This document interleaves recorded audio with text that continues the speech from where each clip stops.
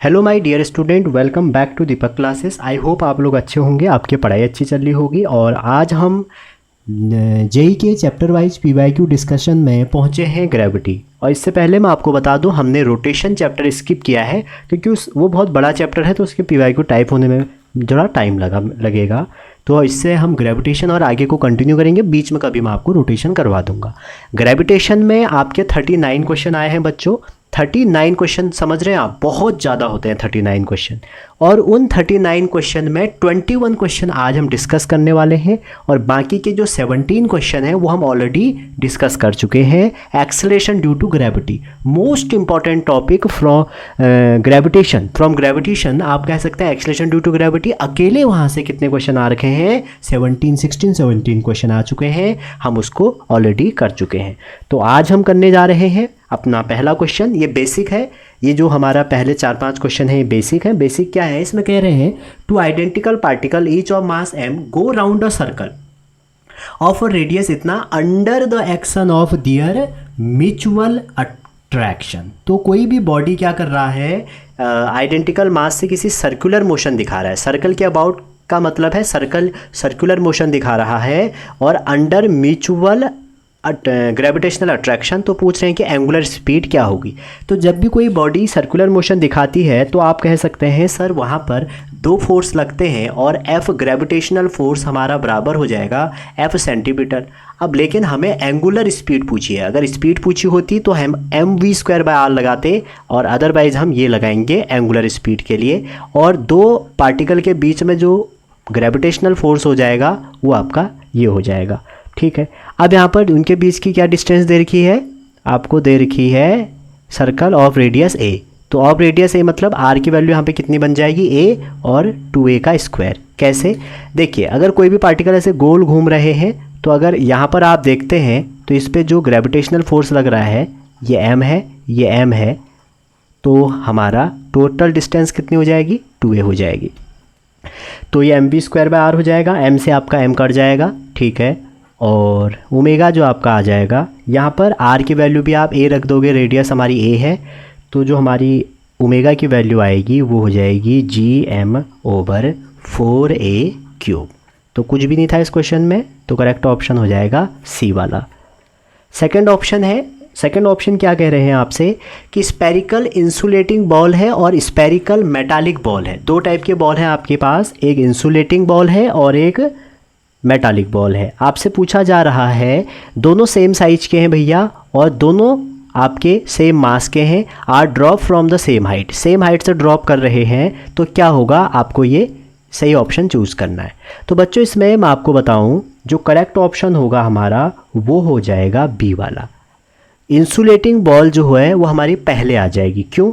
देखिए, जो spherical insulating ball और मेटालिक बॉल हैं दोनों सेम साइज के हैं, तो अगर मास पे तो डिपेंड करता ही नहीं है ना। जो आपका रेट ऑफ टाइम है या जो ज़मीन में पहुंचने का उनका टाइम है वो मास पे तो डिपेंड नहीं करता, क्योंकि जो स्पीड होती है फ्री फॉल की वो √2gh होती है।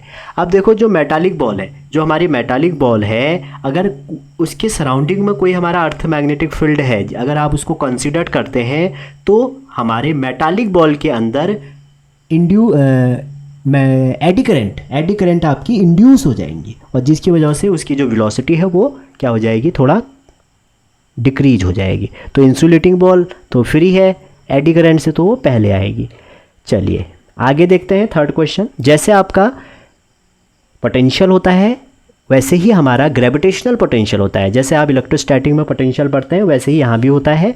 सेम हमारे रिलेशन है, E= हमें दिया है k/r², और पूछा जा रहा है ग्रेविटेशनल पोटेंशियल इतना है अगर R2 पे, तो बताइए 3 पे कितना होगा। सिंपल सी बात है, जैसे इलेक्ट्रिक फील्ड में रिलेशन था वही सेम रिलेशन यहाँ भी है, बस मीनिंग बदल गई। ये इलेक्ट्रिक फील्ड की जगह पे ग्रेविटेशनल फील्ड हो गया, और ये आपका ग्रेविटेशनल पोटेंशियल हो गया। तो इसको अगर आप इंटीग्रेट करते हैं तो dV=EdR हो जाएगा, और लिमिट लगा लेते हैं। आपसे कहा गया है कि 2 पर, जब R 2 था तो 10 है, तो 3 पे कितना होगा? मैं एज्यूम कर रहा हूँ V होगा। इसको आप इंटीग्रेट करेंगे तो V-10 = EdR की वैल्यू रख दीजिए। तो EdR की वैल्यू रखेंगे तो आपका आ जाएगा k 1/r, माइनस से एक माइनस उड़ गया तो ये हो जाएगा k 1/r बन जाएगा, और 1/r 2 से लेके 3 तक। ठीक है, और किस में आएगा, माइनस में आएगा। तो इसको सॉल्व कर लीजिए। तो k 1/2 माइनस 1/3, क्योंकि माइनस में आएगा ना तो मैंने इसको रिवर्स कर दिया। तो सॉल्व करते हैं जैसे ही आप इसको, तो ये आ जाएगा v minus 10 equal to k। Solve कर दीजिए तो ये हो जाएगा k/6। तो आपको k की वैल्यू कितनी दी है, 6 दे रखी है। तो अगर k 6 होता है तो 1 + 10 आपका आंसर कितना हो जाएगा, 11 हो जाएगा। अगला क्वेश्चन कह रहे हैं कि दो पार्टिकल हैं जिसके मास m है और जो किस में मूव कर रहे हैं, जो एक, जैसे पहला क्वेश्चन था, सर्कल में मूव कर रहे हैं अंडर ग्रेविटेशनल अट्रैक्शन। तो स्पीड कितनी होगी, सिंपल सी बात है, जो अभी हमने वहाँ लगाया यही हम यहाँ भी लगाएंगे। टोटल कितनी हो जाएगी, 2r² इक्वल टू, अब यहाँ पर स्पीड पूछिए तो mv²/r। ठीक है, v equal to r omega रखोगे तो आपके रोटेशन वाला इफेक्ट आप सोच सकते हैं। तो यहाँ से v निकालें, एक m से कट गया तो gm/4r आपका निकल के आया। अगला क्वेश्चन देखते हैं, 5th क्वेश्चन कह रहे हैं कि every planet revolve around the sun in an elliptical orbit. तो कौन से ऑप्शन इनमें सही है, तो कह रहे हैं force acting on a particle inversely proportional to square of the distance, क्योंकि ग्रेविटेशनल लॉ आपको पता होगा gm1m2/r² होगा, तो पहला तो वही कह रहा है। दूसरा कह रहा है force acting on the inversely, नहीं ये गलत है, बी गलत है। The centimetre force acting on the planet is direct away from sun, direct away from sun गलत है। द टुवर्ड द सन होना था। The square of the time period of revolution is directly pose the cube of, हाँ ये भी सही है, ये केपलर का हमारा 3rd लॉ है। तो ए और डी आपका करेक्ट हो गया।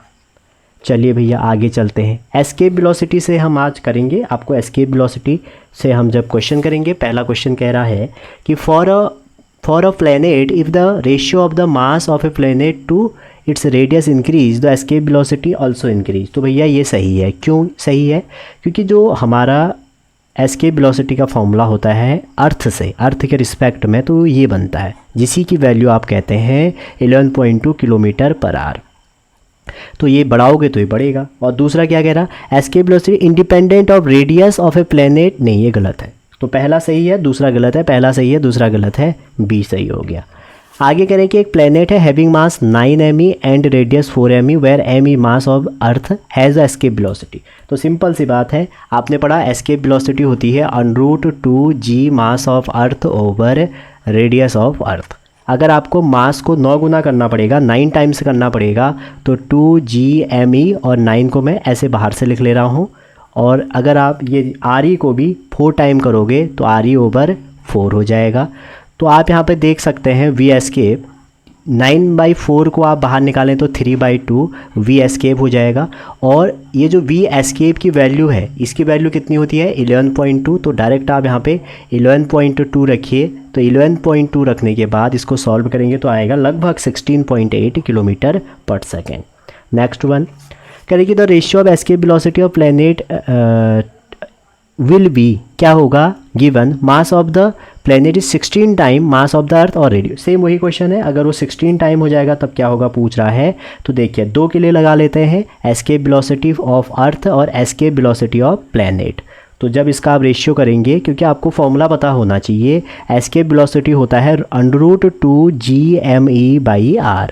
तो मास और इसका अगर रेशियो निकालेंगे तो मास तो डायरेक्टली प्रोपोर्शनल हो जाएगा me, और प्लैनेट का जो है वो नीचे आ जाएगा। इनटू में रूट के अंदर ही अलग रूट बना लो, रेडियस ऊपर नीचे हो जाएंगी, प्लैनेट का ऊपर और इसका नीचे। अब आपसे कह रहे हैं जब 16 टाइम मास ऑफ प्लैनेट था तो आपका रूट तो ऐसे ही रहेगा, me ये हो गया। अब mp की जो वैल्यू है वो क्या आ जाएगी 16 टाइम्स me इंटू, और rp जो है हमारा rp 4 टाइम है तो 4 टाइम re/re हो जाएगा। तो re से re कट गया, इससे कट गया, यहाँ से 16 से निकल के आएगा 4, तो 1/2 इसका आंसर हो जाएगा। तो 1/2 आपसे पूछा क्या है, उल्टा पूछा है ना इसमें, तो 2:1 हो जाएगा, क्योंकि हमने अर्थ टू प्लैनेट निकाली, आपसे प्लैनेट टू अर्थ पूछी है अगर आप यहाँ पे देखें। नेक्स्ट करें कि एक स्पेसशिप है जिसका मास इतना है और launch in a circular orbit close to the earth, तो एडिशनल वेलोसिटी टू इम्पार्टेट ये। अब देखो एडिशनल वेलोसिटी जो हम इम्पार्टेट करते हैं वो हमारी कितनी होगी, एस्केप माइनस ऑर्बिटल, ये आपने पढ़ी होगी। और एस्केप और ऑर्बिटल का रिलेशन जो है वो हमारा ये बन जाएगा √2 का अंतर होता है तो √gr हो गया। ठीक है। तो यहाँ पर आपसे पूछा क्या है कि ये है और आगे करें एडिशनल वेलोसिटी कितनी देनी पड़ेगी to overcome the gravitational pull, ठीक है। अब इसको सॉल्व करना है। यहाँ पर आप देखिए, यहाँ पर आप जब देखेंगे तो आपका √2 - 1 तो ऐसे ही रहा। यहाँ पर g की वैल्यू रख दीजिए, r की वैल्यू रख दीजिए, तो आपका जो आंसर आ जाएगा, r है आपका 6400, तो आंसर 8 टाइम्स आ जाएगा। समझ रहे हैं ना, ये बन जाएगा क्योंकि 6400 किलोमीटर आ गया, ठीक। और उसके बाद g की वैल्यू रख दीजिए, तो ये 8 के बिल्कुल रिस्पेक्ट में किलोमीटर पर सेकेंड बन जाएगा, ठीक है जी। यहाँ पर ध्यान देना, जो एस्केप वेलोसिटी होती है वो √2gm और मास ऑफ अर्थ है ओवर आर होती है, या आप इसको अनरूट, अगर gm की वैल्यू आप gr² रखते हैं तो 2gr हो जाएगी, ठीक है। जिसको कैलकुलेट करके अर्थ की जो आती है 11.2 किलोमीटर पर आवर। अगला क्वेश्चन है क्वेश्चन नंबर 5, कह रहे हैं कि earth has a atmosphere where moon has no atmosphere. बिल्कुल सही बात है, तो पहला तो सही है। दूसरा कह रहे हैं escape velocity on moon is very small, हाँ ये भी सही है। तो इन दोनों को आप सी सही कर सकते हैं, क्योंकि हमने एक कंडीशन और पढ़ी है बच्चों, जो एटमॉस्फेयर की कंडीशन है वो क्या है, एटमॉस्फेयर की कंडीशन हमें RMS और उसकी कंडीशन बताई है मैंने। अगर आपने नहीं देखी है, एक्सेलरेशन ड्यू टू ग्रेविटी में जाए तो वही कंडीशन कोई फॉलो नहीं करते हैं, और जिसकी वजह से यहाँ पर कोई एटमॉस्फेयर नहीं मिलता है। अगला क्वेश्चन है छठा, बहुत सरल क्वेश्चन आया है। कह रहे हैं कि एक अर्थ है, अगर उसका मास 9 टाइम हो जाए, मतलब ये क्वेश्चन बस इसी से हो जाएंगे सारे, √2gm/r। अब आपसे क्या कह रहे हैं कि अगर जो मास है जिसको तुम m लिख रहे हो वो 9 टाइम ऑफ m हो जाए, ठीक है। और आगे radius thrice of previous value हो जाए, जो नई वाली होगी वो थ्राइस हो जाए प्रीवियस वैल्यू के, तो जो हमारी एस्केप वेलोसिटी हो जाती है वो ve/3 हो जाती है। तो हमारी जो ve' हो जाएगी वो कितनी हो जाएगी, पहले तो वैल्यू रखते हैं 2g और मास की जगह 9m/3r। इससे कट गया, 3 आ गया, तो इसको सॉल्व करेंगे, आ जाएगा √3 और जो वैल्यू आएगी बाकी 2gm/r आ जाएगी, ठीक है। अब आप देखिए यहाँ पे √2/3 आएगी, सॉरी ना गलत कर दिया मैंने,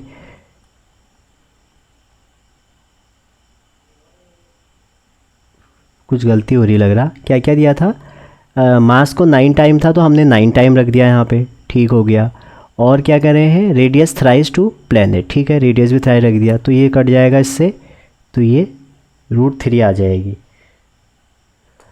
तो हमारी ये वैल्यू ve/3 कह रहे हैं, अच्छा ठीक है ठीक है। तो अब इसको आप सॉल्व करेंगे अगर यहाँ पर, तो क्या हो जाएगा, देखिए ये तो v एस्केप हो गई ना, यहाँ से जो कॉमन आएगा इसको अच्छे से लिख देता हूँ, v आपका हो जाएगा √2gm × 9 time m over 3 time thrice of ये, ठीक है। यहाँ से आप सॉल्व करें तो ये इससे कट जाएगा तो कितना आ जाएगा, ये 3 बार कट जाएगा और ये √3 अलग हो जाएगा, और बाकी जो बचेगा वो बचेगा 2gm/r। अब इसकी वैल्यू तो आपको पता है ये ve है, तो √3 ve आ रही है मेरी, लेकिन उन्होंने क्या कर रखा है v/3, तो इसका आंसर 3 बन जाएगा, तभी तो ये √3 आएगा ना। अगर आप 3/√3 ve करते हैं तभी ये आंसर बनेगा, ठीक। तो थोड़ा सा उन्होंने रीअरेंज करा है यहाँ पर, उससे आपको डरना नहीं है कि हम इसको कैसे करेंगे, ठीक है। आपसे पूछा क्या है, आपसे एस्केप वेलोसिटी ऑन अर्थ, ठीक है, यही होगा। अब इसमें आप देखिए आगे, अगर आप देखते हैं अगला जो आप क्वेश्चन देखेंगे इसमें, अच्छा एस्केप के ख़त्म हो गए, अब सैटेलाइट के क्वेश्चन है आपके। सैटेलाइट में आपसे क्या कह रहा है कि 2 सैटेलाइट है A और B move around the earth in same orbit. तो कह रहे हैं कि the mass of A is thrice of B, तो quantity which is same for 2। तो सिंपल सी बात है, अगर कोई भी मोशन हो रहा है, आपने कई बार देखा होगा कि ये मोशन है, कोई भी सैटेलाइट जा रहा है, तो वहाँ पर सिर्फ़ और सिर्फ स्पीड जो है हमारी कांस्टेंट रहती है, सिर्फ उसकी डायरेक्शन बदलती है। तो स्पीड अगर कांस्टेंट रहेगी तो काइनेटिक एनर्जी भी कांस्टेंट रहेगी, ठीक है। तो यहाँ पर हमारा अभी नहीं, स्पीड काइनेटिक एनर्जी नहीं रहेगी, उसका तो मास का भी मैग्नीट्यूड आ जाएगा ना। स्पीड हमारी यहाँ पे क्या रहती है, कांस्टेंट रहती है। काइनेटिक एनर्जी में बच्चों मास आ जाता है, इसलिए वो कांस्टेंट नहीं रहेगी। तो यहाँ पर तो आंसर स्पीड हो जाएगा, ठीक है, ये इंडिपेंडेंट ऑफ मास है। बाकी ये तीनों ना डिपेंड करती हैं। कैसे डिपेंड करती हैं? अगर आपको मैं बताऊं, काइनेटिक एनर्जी जो होगी हमारी किसी भी सैटेलाइट की, वो पोटेंशियल एनर्जी की आधी होती है और काइनेटिक एनर्जी का माइनस हमारा टोटल एनर्जी होती है। ये सब मास पे डिपेंड करते हैं। तो ये सही ऑप्शन इसका ए हो जाएगा।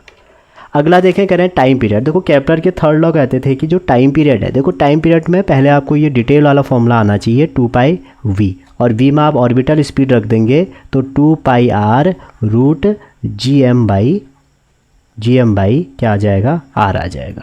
ये रख दीजिए, इससे आप बहुत बड़े बड़े कैलकुलेशन कर सकते हो। और केपलर ने कहा था कि टाइम पीरियड का जो स्क्वायर होगा वो सेमी मेजर एक्सिस के क्यूब के प्रपोर्शन होगा। अगर कहीं पर डिपेंडेंसी से हो रहा है क्वेश्चन तो ये लगा लीजिए। तो यहाँ पर जैसे हम सॉल्व करेंगे, देखिए टी तो टी रहा 2π, और r की वैल्यू क्या हो जाएगी, देखो रिवॉल्व कर रहा है अर्थ सरफेस पे एट हाइट इतना, तो r उसकी रेडियस हो गई, ये आपका r है, और वो किसी h हाइट पे रिवॉल्व कर रहा है, यहाँ पे रिवॉल्व कर रहा है, तो r की वैल्यू हो जाएगी 2r, r plus S 2r, और नीचे हो जाएगा रूट gm/r। ठीक है जी। बस अब आपको करना क्या है, अब आपको वैल्यू रखनी है और सॉल्व कर देना है। ठीक है, तो जैसे ही आप इसमें वैल्यू रखेंगे, ये r जो है आपकी ना यहाँ पे, ये भी 2r होगी। अब इसकी g के टर्म में वैल्यू, तो g की वैल्यू होती है gm/r²। अगर ये वैल्यू आप नीचे रखते हैं तो क्या आ जाएगा, ये ऊपर हो जाएगा 4πr, और नीचे जो हो जाएगा वो हो जाएगा, यहाँ पर वैल्यू रखें तो रूट में gr/2 हो जाएगा। ठीक है, अब g के टर्म है इसलिए हमें इसको g में ब्रेक करना पड़ा। तो ये रूट 2 जैसे ही ऊपर जाएंगे तो ये आ जाएगा 4√2πr अंडरूट के gr। ठीक है, अंडरूट के क्या आ जाएंगे, gr। और यहाँ पे कुछ दिया है, यहाँ पे दिया है जो g है उसकी वैल्यू क्या रखिए, पाई रखिए, पाई स्क्वायर रखिए, ये स्क्वायर है और r तो r ही है। तो जैसे यहाँ पर पाई रखेंगे तो क्या होगा, आपका एक r से r कट जाएगा, तो बचेगा 4√2, पाई से तो पाई कट गया। ठीक है, और बचा r, तो r भी किस में आ जाएंगे, रूट के अंदर। इसको अगर सब रूट के अंदर भेजोगे तो रूट 32r हो जाएगा। तो रूट 32r है कोई, हाँ ये रहा। अगला क्वेश्चन कह रहे हैं कि दो सैटेलाइट हैं आपके जिसके मास इतने हैं, revolve in circular orbit, radius इतने हैं, तो ratio of orbital speed. Orbital speed का फॉर्मूला है रूट gm/r, और r क्या है बताए, r जैसे ये हमारी अर्थ है, ये इसकी हाइट है, ये रेडियस है r, ये आपका h है, तो इन दोनों का जो सम है ना, यही आपका r है। तो यहाँ पर आप देखेंगे तो v 1/r के इन्वर्सली प्रोपोर्शन है, तो v1/v2 इक्वल टू क्या हो जाएगा, रूट 3r/r, r से r कट गया, तो रूट 3:1, रूट 3:n मतलब a वाला। आगे देखते हैं अगला क्वेश्चन, करेंगे if earth suddenly shrink to 1/16, तो 1/16 of its remaining volume and its mass remaining same, तो जो टाइम पीरियड है वो क्या होगा कह रहे हैं। तो सिंपल सी बात है, यहाँ पर हमारा कंजर्वेशन और मोमेंटम में Li सेम रहता है। तो पहले के केस में जो हमारा इसका मोमेंटम होगा स्पेरिकल बॉडी का, ये हो जाएगा, उस समय स्पीड ये होगी, और उसके बाद जब ये इसकी रेडियस श्रिंक कर रही है तो मास तो सेम है, लेकिन रेडियस श्रिंक करने में क्या हो जाएगा, r/4 का स्क्वायर और ω2। तो ω1/ω2 की जो वैल्यू आएगी 1/16 आएगी। अब बात करते हैं टाइम पीरियड की, तो t इक्वल टू होता है 2π/ω। तो यहाँ से अगर आप t2 कर लो, चलो t2/t1 करोगे तो आपको क्या मिलेगा, 16/1 हो जाएगा, उल्टा हो जाएगा ना, ω2/ω1। तो यहाँ से t2 इक्वल टू आ जाएगा आपका 16 × t1, तो 16 × 24 सॉरी, क्योंकि अर्थ का 24 आ जाएगा, तो 24 × x लिखा है, तो x से कितना हो गया आपका 16 हो गया। ये क्वेश्चन इस बार नया था। ठीक है, क्योंकि इसमें इन्होंने रोटेशन इफेक्ट डाल दिया था, और कोई भी क्वेश्चन नया नहीं आया है बच्चों, ये मैं आपसे कह रहा हूँ। अगला है एंगुलर मोमेंटम। देखो एंगुलर मोमेंटम किसी भी सैटेलाइट का आपको 360 स्टडी करनी है, कोई भी टॉपिक है, ये होता है अगर आप यहाँ पे mv और यहाँ पर स्पीड की वैल्यू रखो m/r। ये जो m है ना बच्चों, ये वाला m तो आपका वो है जो सैटेलाइट का है, ये है ग्रेविटी वाला। ठीक है, अगर मैं इसको अलग अलग बनाता हूँ, ये है सैटेलाइट का मास और ये है आपका अर्थ का मास। इसको अगर आप सॉल्व करते हैं तो आपको क्या मिलेगा, रूट m तो बाहर ही ले लो, और ये v तो बाहर है, सॉरी v बाहर है, यहाँ पे r आएगा, तो इसको सॉल्व करेंगे तो आ जाएगा root g mass of earth into r। ठीक है, मास ऑफ अर्थ m ही लिख लो, चलो कन्फ्यूजन ना हो, ये सैटेलाइट का है। तो यहाँ पर 2 केस लगा लीजिए, पहले के लिए है, और l डिपेंड कैसे कर रहा है r पे, √r। तो अगर आप l 1/l करते हैं तो वो किसके बराबर हो जाएगा, √r1/r। अब r1 की वैल्यू और r की वैल्यू लगा दो। तो इसमें क्या दिया है कि 8 टाइम अगर इंक्रीज़ कर दोगे, तो मैंने अभी आपको बताया कि जो r है वो है रेडियस प्लस h, तो 8 टाइम अगर आप उसकी इनिशियल वैल्यू के बढ़ा दोगे तो r1 कितना हो जाएगा, 9। तो 9r/r, r से r कट गया और ये आ जाएगा 3 टाइम l। 3 टाइम l मतलब d वाला। अगला है छठा क्वेश्चन। छठा क्वेश्चन कह रहे हैं कि आपको स्टेटमेंट दिए हैं, मैंने आपसे ऑलरेडी बता दिया है कि जो हमारी सैटेलाइट की एनर्जी है, इसको थोड़ा सा मैं, अगर आपकी सैटेलाइट की जो एनर्जी है वो इस तरह से वेरी करती है कि जो काइनेटिक एनर्जी है वो माइनस ऑफ ये हो जाता है, और जो काइनेटिक एनर्जी है उसका नेगेटिव ही पोटेंशियल एनर्जी है। और पोटेंशियल एनर्जी का फॉर्मूला होता है g मास ऑफ अर्थ और mass of body over r। Kinetic energy का होता है -g mass of earth into m over 2r। ठीक है, तो यहाँ पर क्या कह रहे हैं, इनके हिसाब से अगर आप चलोगे तो पहला स्टेटमेंट कह रहा है E एनर्जी है तो जो पोटेंशियल एनर्जी हो E/2 हो जाएगी। ठीक है, तो ये हमारा सही है। दूसरा कह रहे हैं काइनेटिक एनर्जी सैटेलाइट रिवॉल्विंग ने हाफ ऑफ देनी, ये गलत है। तो पहला सही है, दूसरा गलत है। आगे कह रहे हैं 7th, कह रहे हैं कि choose the incorrect statement from the following. तो इसमें इनकरेक्ट ढूंढना है। कह रहे हैं कि speed of a satellite is remain, देखो मैंने बताया था स्पीड का मैग्नीट्यूड बदलता है तो स्पीड क्या होगी हमारी, फिक्स होगी। आगे कह रहे हैं the planet revolving around the sun in a elliptical the total energy constant, total energy तो कंजर्व रहती है। Linear speed of a planet revolving around the sun remain constant, नहीं ये गलत है। हमारी सैटेलाइट की सर्कुलर ऑर्बिट के अबाउट कांस्टेंट है, लेकिन ये हमारी गलत है। ठीक है भाई, आगे देखें, अगर इसमें हमें इनकरेक्ट डालना है। अच्छा, एक काम देखिए, इसमें अगर आप इनकरेक्ट ढूंढेंगे तो पहला वाला ही सही रहेगा। Linear speed of a planet, हाँ पहला वाला नहीं, थर्ड वाला, पहले वाले को नहीं, आपका थर्ड वाला सी वाला क्या होगा, सही होगा, इनकरेक्ट होगा। जो ऑप्शन है हमारा वो हमारा सी वाला होगा, बाकी सारे करेक्ट हैं। Towards the displacement of bodies negative, हाँ बाकी सारे आपके इनकरेक्ट हैं। ठीक है, ऑप्शन में हमें इनकरेक्ट पूछा है तो ये हमारा इनकरेक्ट है, बाकी सारे करेक्ट हैं। कह रहे हैं कि द टाइम, देखो टाइम पीरियड, यहाँ पर डायरेक्ट क्वेश्चन है तो time period t² directly proportional to r3। तो आप लगाइए 2 के लिए, तो t1/t2 का होल स्क्वायर इक्वल टू हो जाएगा r1/r2 का होल क्यूब। बस अब जो डेटा दिया है पुट करिए, ख़त्म कहानी। तो डेटा ये तो r ही दिया है, अगर आप देखें 24 है तो ये r ही है। मान लो t1 की जो वैल्यू आपकी 24 है और उसके करस्पॉन्डिंग जो r1 है वो r है, और t2 के करस्पॉन्डिंग हमें निकालना है, लेकिन उसकी जो रेडियस है वो r/4 है। तो आप इसको कैसे सॉल्व करेंगे, r की जगह r रख दीजिए और r2 की जगह r/4 रख दीजिए और क्यूब कर लीजिए। तो ये आ जाएगा 64, और 64 मतलब t1, तो ये लगभग 3 आ जाएगा, 3। Next one. अच्छा, अगला क्वेश्चन ये वाला कह रहा है कि assuming that earth is solid sphere, एक सॉलिड स्फीयर है और यूनिफॉर्म डेंसिटी और एक टनल है बीच में, उसके बीच में एक टनल बना दिया।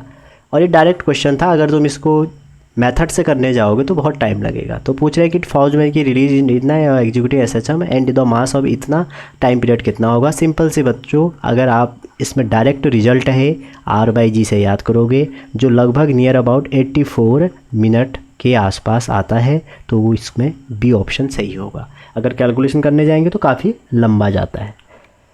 अगला है ग्रेविटेशन से आया है। ग्रेविटेशनल पोटेंशियल होता है -g mass of earth into mass of satellite over r। तो आपसे कह रहे हैं कि एक बॉडी है taken from a height h और equal to twice of the radius, the increase in potential energy. तो इंक्रीज कितना होगा आपको निकालना पड़ेगा, फाइनल माइनस इनिशियल क्या होगा। तो भैया फाइनल की जो वैल्यू है, फाइनल की वैल्यू कितनी हो जाएगी, -GMEM। और मैं आपसे कह रहा हूँ यहाँ पर इन्होंने ट्वाइस दिया तो उसमें आपको r ऐड करना पड़ेगा, क्योंकि ये अगर r रेडियस है और ये आपकी हाइट h है तो टोटल क्या होगा r+h। और ये h की वैल्यू करें कि 2r कर दी तो 2r + r 3r हो जाएगा। ठीक है, माइनस लगा और एक माइनस फिर और, तो इसके बाद ये हो जाएगा GME अपॉन में आपका आ जाएगा R। तो इसको सॉल्व करेंगे तो ये आएगा आपका 2/3 GME/R। फिर वही इन्होंने ग्रेविटी के टर्म में इसको ब्रेक किया है। तो ग्रेविटी के टर्म में आपको मैं कई बार ये बता चुका हूँ कि ग्रेविटी के टर्म में जब भी ब्रेक करोगे तो आप कैसे करोगे। देखिए हमारा कितना था, हमारा था ये आंसर आया है 2/3 GME/R²। और जो ग्रेविटी है G, उसकी वैल्यू होती है GME/R²। तो आपको GME की वैल्यू हर बार रखनी होती है GR²। तो यहाँ पर अगर आप GR² रखें तो कितना बनेगा, GR² M/R²। तो ये आ जाएगा 2/3 GRM। ठीक है यहाँ तक। और इसकी एक टेक्निक भी है, अगर आपसे ऐसे क्वेश्चन आते हैं जैसे कि इसमें पूछा था कि इंक्रीज इन पोटेंशियल एनर्जी कितनी होगी, तो इसकी एक ट्रिक भी है कि increase in potential energy of या ग्रेविटेशनल पोटेंशियल एनर्जी। तो उसकी ट्रिक ये है बच्चों, mgh/1 + h/r। तो आपको यहाँ पर हाइट कितनी दी थी, हाइट दी थी आपको ट्वाइस, तो h को अगर 2r रख दोगे तो आपका डायरेक्ट आंसर निकल के आएगा mg/1 + 2r, सॉरी r है, हाँ ये r है, 2r है h की वैल्यू ओवर r। तो आप इसको सॉल्व करेंगे तो वहाँ पर भी आपको 2/3 mgr ही मिलेगा। तो आप चाहे इससे करिए चाहे इससे करिए। तो इतने ही क्वेश्चन थे हमारे, बहुत हमने फास्ट वे में इनको कर दिया है। आई होप आपको ये चीज़ें पसंद आई हो। अगर आप चैनल पर नए हैं, लाइक शेयर सब्सक्राइब करने में कंजूसी ना करें। चैनल नया है, आपकी बहुत हेल्प की ज़रूरत है, आप इसको ग्रो करवाइए। और आपके लिए मैं जितना भी मेरे से हो पाएगा बच्चों, क्वालिटी कंटेंट के साथ आपके साथ रहूँगा ही रहूँगा। तो मिलते हैं अगली वीडियो में, तब तक अपना ध्यान रखिए। Wishing all the best.